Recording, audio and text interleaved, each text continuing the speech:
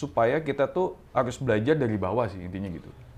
Ya, jadi kalau saya nanti, ya memang anak-anak saya pun juga ke depan, I have to treat them dari bawah, terus naik step by step supaya mereka juga bisa menempa ilmu yang kadang-kadang tidak bisa diajarin dari orang tua saja gitu loh. Dan belajar juga untuk menjadi street smart gitu.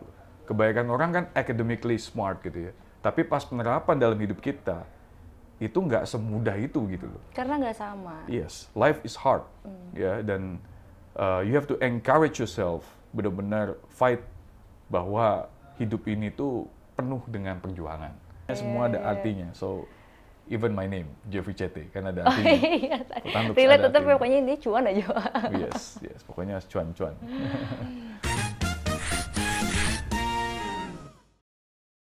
Nah, kali ini kita akan berkesempatan untuk ngobrol bareng sama sosok yang sudah memberikan warna nih di Indonesia. Kita sambut kali ini ada Pak Jeffrey Chete. Hai Pak. Halo, apa Fisli. kabar? Kabar baik, luar biasa. Pak, dengar-dengar nih ya. Yeah. Saya baca sih sebenarnya dari internet. Bapak itu suka dipanggil Bapak Jeffrey Chete. Yes. Nah, boleh tahu nggak? Padahal kan saya taunya Jeffrey Chandra nih. Sebenarnya Jeffrey Chete itu apa sih Pak? Nah, CT itu adalah singkatan ya. Jeffrey Chandra Corwinata, saya singkat Jeffrey Chete. Satu, supaya orang gampang hafalnya, Fisli. Ya, kalau di telepon itu kan CT kan lebih mudah ya di save. Tapi yang paling terpenting ini adalah CT itu ada artinya. Apa tuh Pak? Yang pertama kita harus cinta Tuhan. Kalau udah cinta Tuhan, pasti kan kita cuan terus. Kalau cuan terus, pasti jadi calon triliuner. Calon triliuner gimana? Karena saya usahanya di usaha chat, kita chat terus. Supaya cakep terus. Jadi ada 5 artinya dari 5 CT CT itu. ya, Yes. untuk support dari usaha Bapak nih, Futanlux ya? Yes, dan nama itu kan penting ya. Yes. Nama itu membawa berkah. Dan kalau ada definisi yang bagus, itu menjadi satu pedoman buat kita.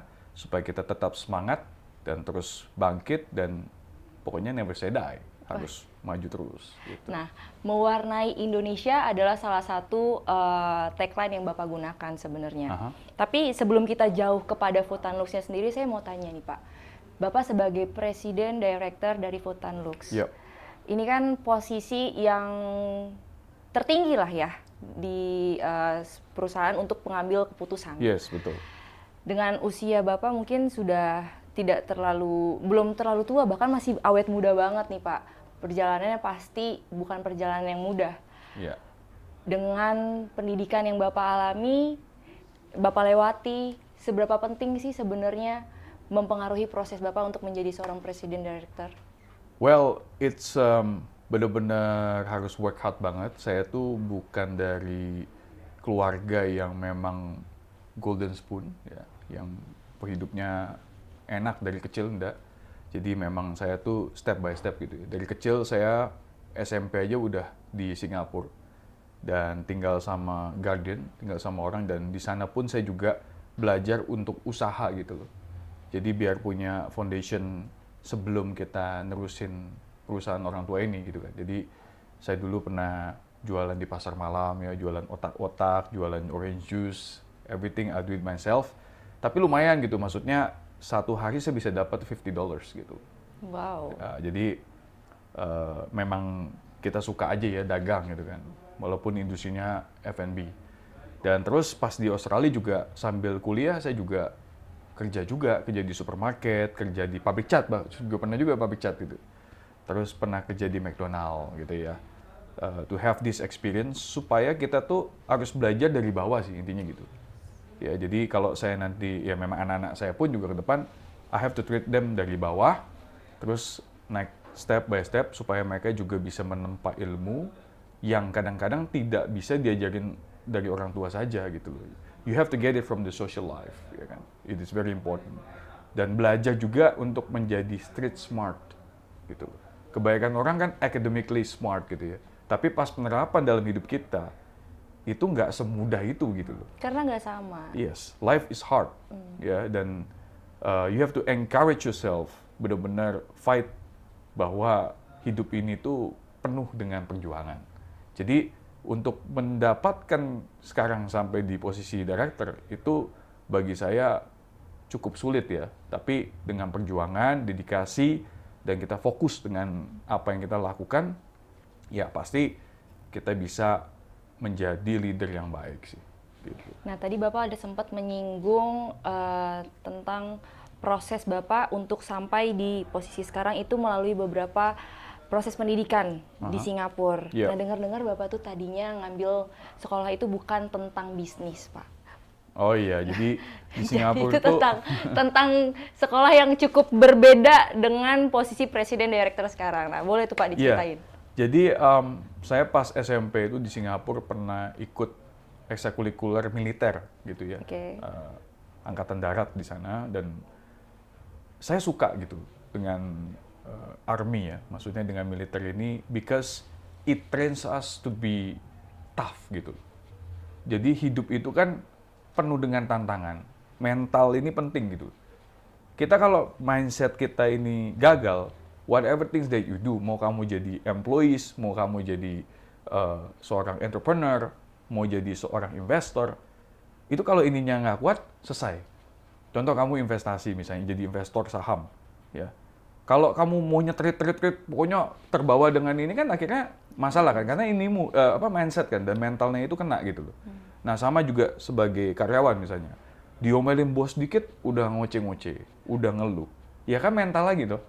Nah kalau jadi pengusaha, entrepreneur, kalau kita nggak sabar, kita nggak lakukan itu penuh dengan dedikasi kita, it's gonna be a problem. Makanya saya ambil militer ini karena saya merasa saya menempa diri saya untuk menjadi orang yang lebih kuat, ya, lebih dahsyat lah kayak begitu. Jadi Singapura, it's a moment where I grow myself to become somebody that is highly strong mentality gitu. Berarti dengan Bapak menjadi seorang presiden direktur, terus ngambil sekolah militer, ternyata berpengaruh besar pada proses kepemimpinan Bapak selama di perusahaan. Yes, karena kalau saya mungkin nggak ikut militer, mungkin lebih cengeng kali ya, gitu loh. Jadi the good thing about me, saya sangat bersyukur banget ya, Tuhan izinkan saya itu bisa mendapatkan momen itu, karena nggak begitu banyak orang Indonesia, mungkin hampir nggak ada kali ya orang Indonesia, unless they are permanent resident, yang bisa ikut ekstrakurikuler di militer itu di Singapura. Ya, karena Singapura itu setahu saya adalah orang yang cukup memprioritaskan dulu warga negaranya, baru untuk warga negara lain mau masuk itu nggak gampang. Makanya ketika ada kesempatan itu, gimana Pak akhirnya bisa, bukan menyusup ya, bisa ada di dalam situ. Kok bisa gitu? Karena nggak gampang prosesnya, baik kerja ataupun sekolah tuh Singapura nggak gitu open. Iya. Ya, menurut saya sih it's a blessing juga ya, blessing, dan memang nggak tahu bagaimana, mungkin itu kan penuh dengan seleksi, nggak mudah loh mau jadi seorang tentara. Itu nggak mudah, fisik harus kuat, mental harus kuat, apalagi Inggris saya itu kan waktu itu kan karena saya gede di Indonesia, SD di Indonesia, jadi ya belepotan lah ya, tapi ya I try really hard gitu loh, supaya saya bisa adaptasi dengan baik di situ dan bisa ngikutin gitu, dari pangkat kita sana ngomong recruit, habis itu lance corporal sampai ke sergeant gitu loh. And it's a good things lah kalau kita bisa belajar sesuatu yang beyond our expectation gitu. Dan saya cukup bangga sebagai orang Indonesia bisa ada di sana ya, mewakili negara kita nih gitu. Dan contoh national anthem Singapura itu, Majulah Singapura itu yang ciptain ternyata orang Indonesia loh. Oh ya? Yes. Saya lupa namanya siapa, bukan W.A. Supratman. Pokoknya orang Indonesia itu, orang Indonesia kalau nggak salah dari Padang kalau nggak salah itu. Orang Sumatera Barat yang menciptakan lagu Majulah Singapura gitu. Berarti sebenarnya banyak terlibat dalam aktivitas di negara lain, tapi mungkin untuk kuantiti orangnya belum terlalu banyak dan terlihat ya Pak? Iya, betul. Oke.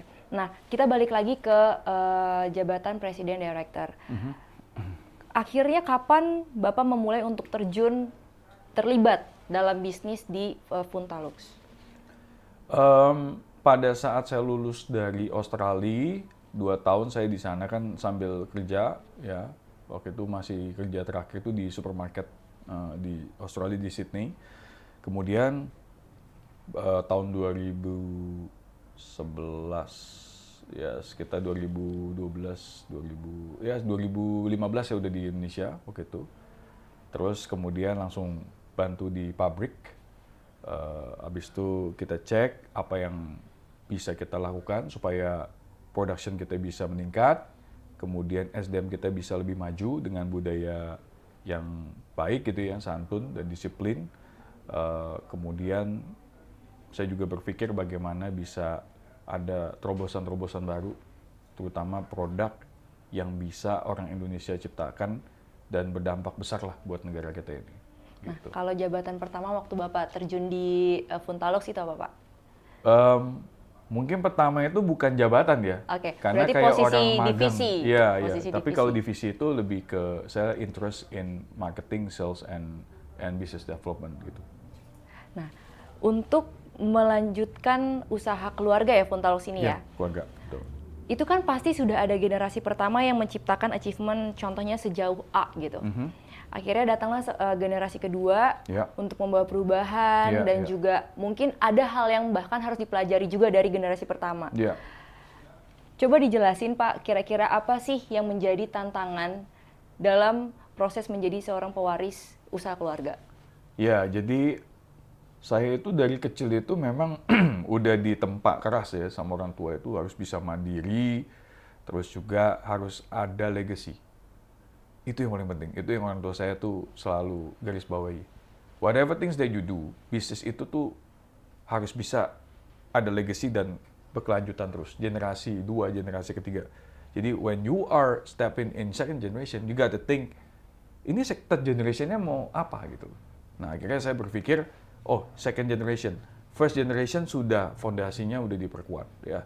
Mereka sudah membangun dengan berbagai macam resiko ya, sampai pinjem gironya orang buat nutupin supplier gitu. I mean, wow, dia story itu amazing banget ya. Dari bawah yang nggak punya apa-apa, pernah kerja sama orang, mama saya yang sama sekali nggak punya latar belakang di dunia cat, tapi bisa bantuin papa saya sehingga sampai sekarang ini gitu. I mean, itu satu proses perjuangan yang luar biasa.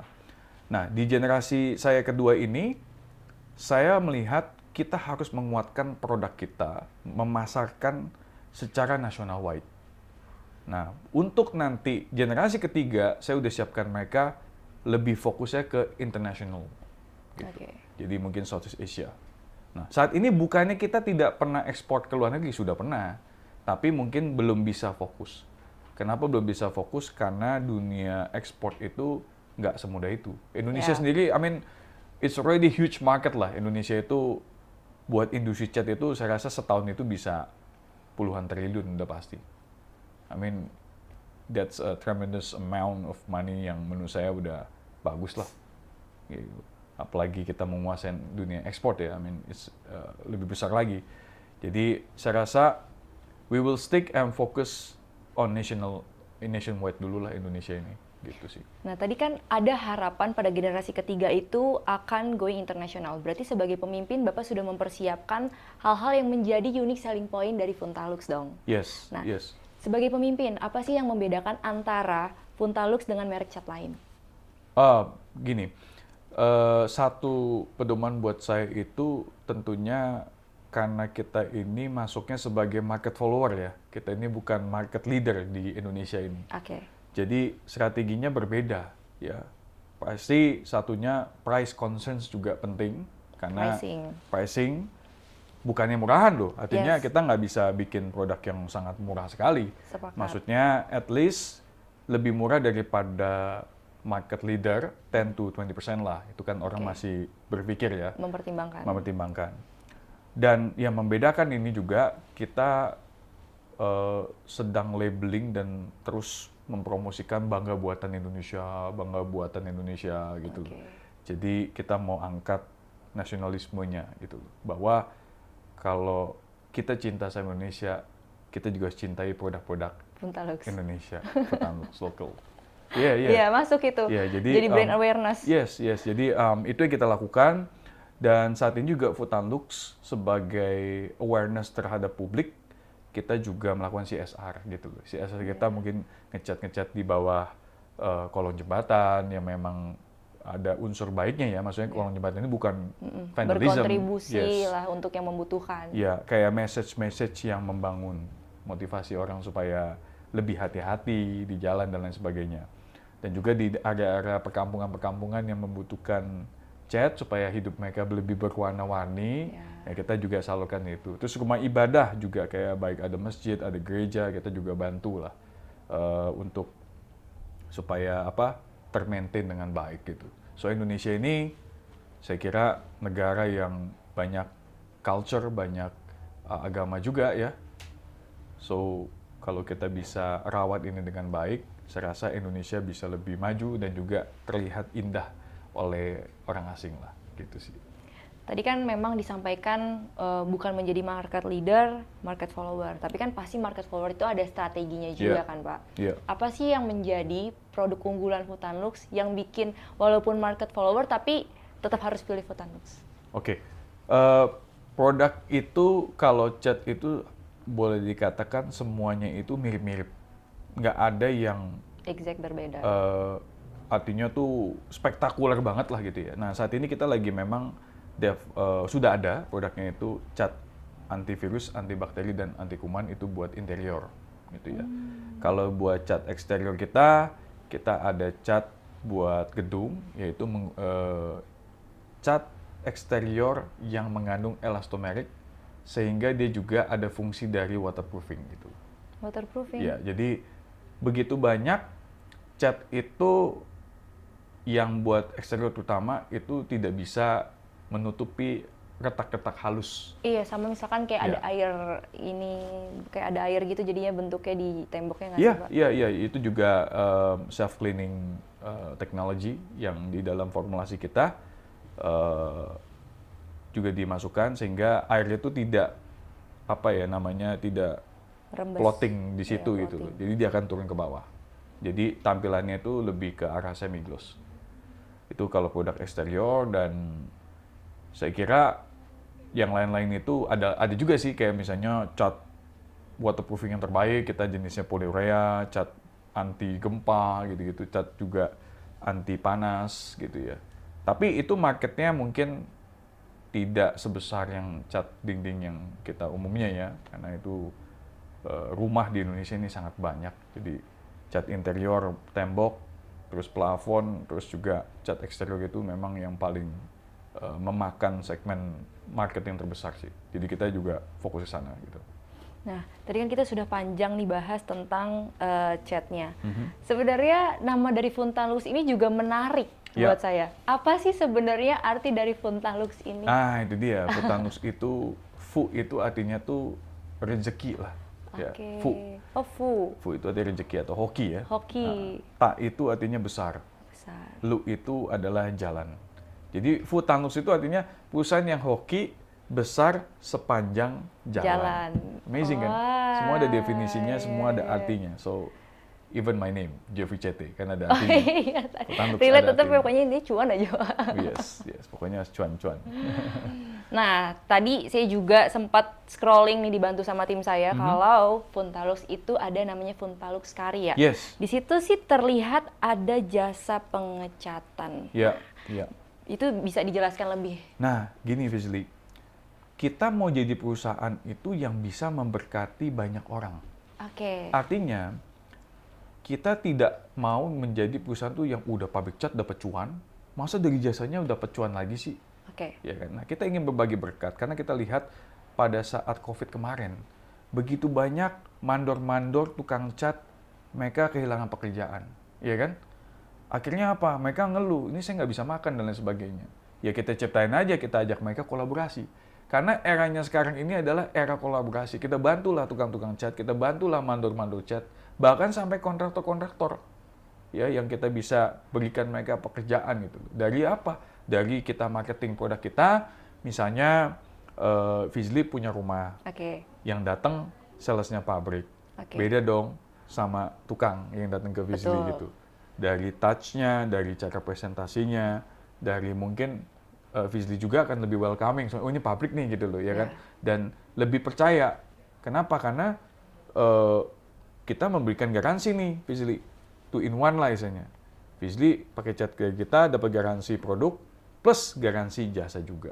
Nah, itulah dibentuk Foodtanduk Karya karena kita ingin membagi berkat kepada teman-teman kita, saudara-saudara kita yang kemarin itu sebenarnya kena dampak dari COVID. Dan sampai sekarang ini ya berkelanjutan. Dan kita merasa kayaknya ini satu segmen yang bagus, kita bisa kolaborasi, dan satu terobosan baru juga buat Foodtanduk itu biar bisa lebih jaya. Touch the people. Yes.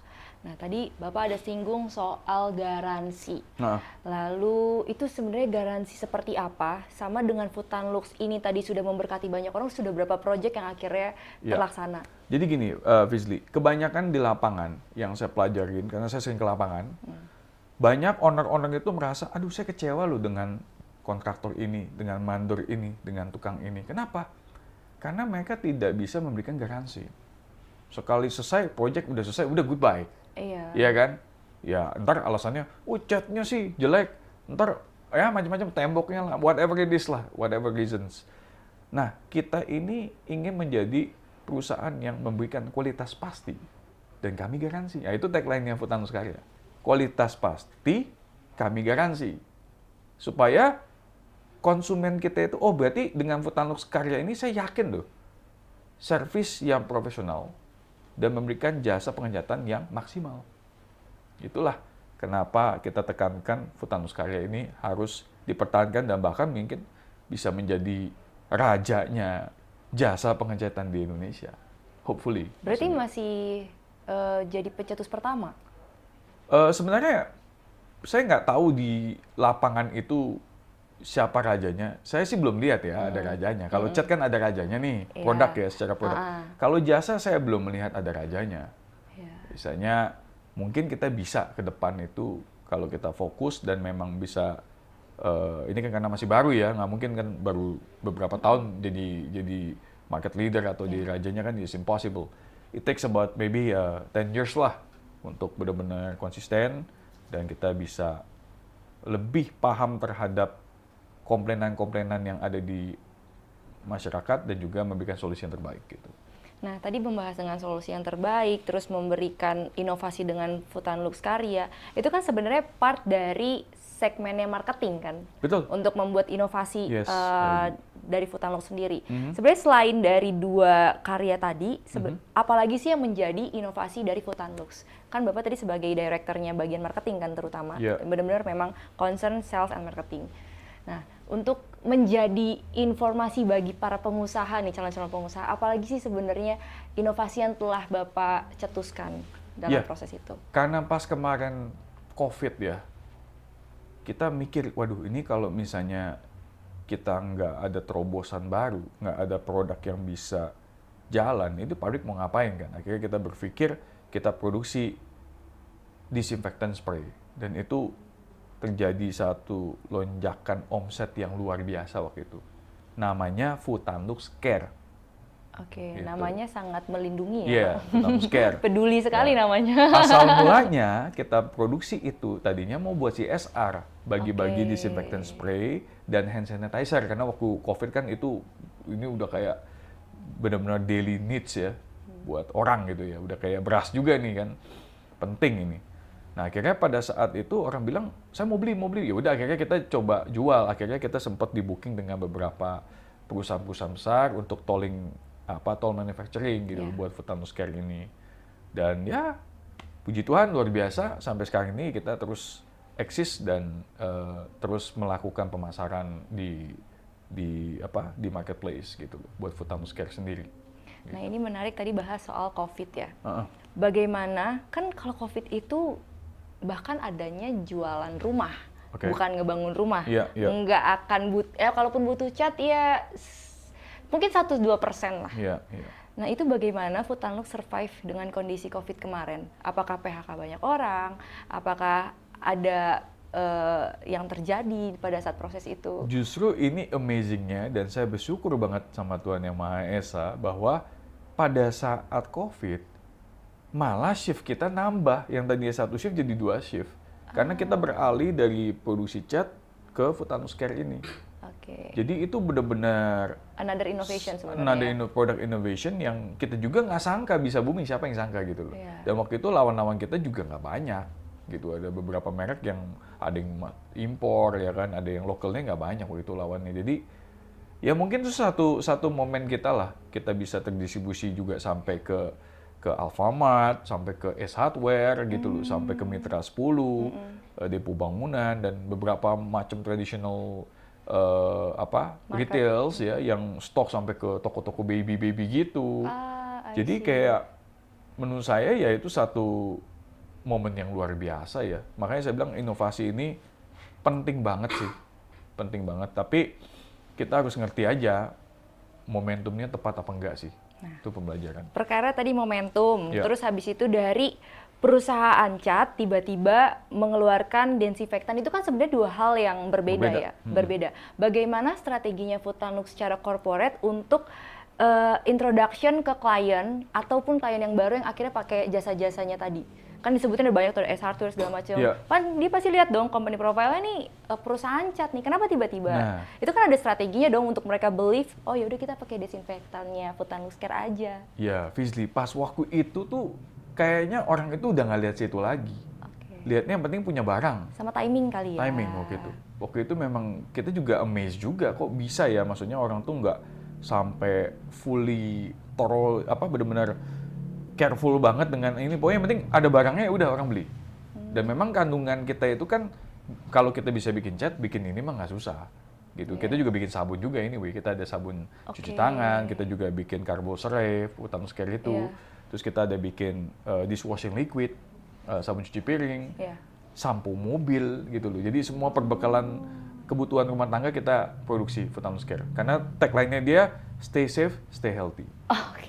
Nah, tadi si Food Tanluk Care yang akhirnya ada tambahan tadi sabun-sabun Ya. itu mengikuti dari COVID juga? Ya, karena pada saat COVID itu kan orang itu paling suka bersih-bersih kan.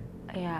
Ya, takut virus, takut bakteri, kuman dan lain sebagainya. Jadi ya inline aja kita coba berbarengan memasarkan produk-produk kita yang lain gitu. Which is ya ada beberapa hotel loh, amazing kan. Beberapa hotel itu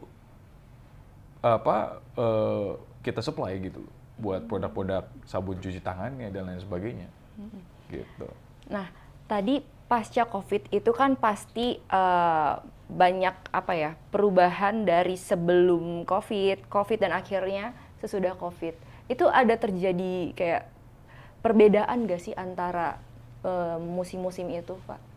Wah, beda sekali. Itu pas COVID itu momen yang dimana kan saya kira kayak kota mati gitu ya. Betul. Maksudnya kita nggak bisa kemana-mana, terus juga semuanya juga deadlock lah. Istilahnya kita di PSBB segala macam, sampai logistik kita juga kan juga terganggu juga ya sempet. Tapi ya saya rasa harus ada keberanian sih. Keberanian untuk adaptasi. Itu Oke. penting. Keberanian untuk adaptasi. Saya juga cek di tahun 2021 katanya ada terjadi kebakaran di pabrik Bapak. Iya, betul. Itu berarti another season lagi sebenarnya. iya. How Food Tanluk survive with Nah. that condition?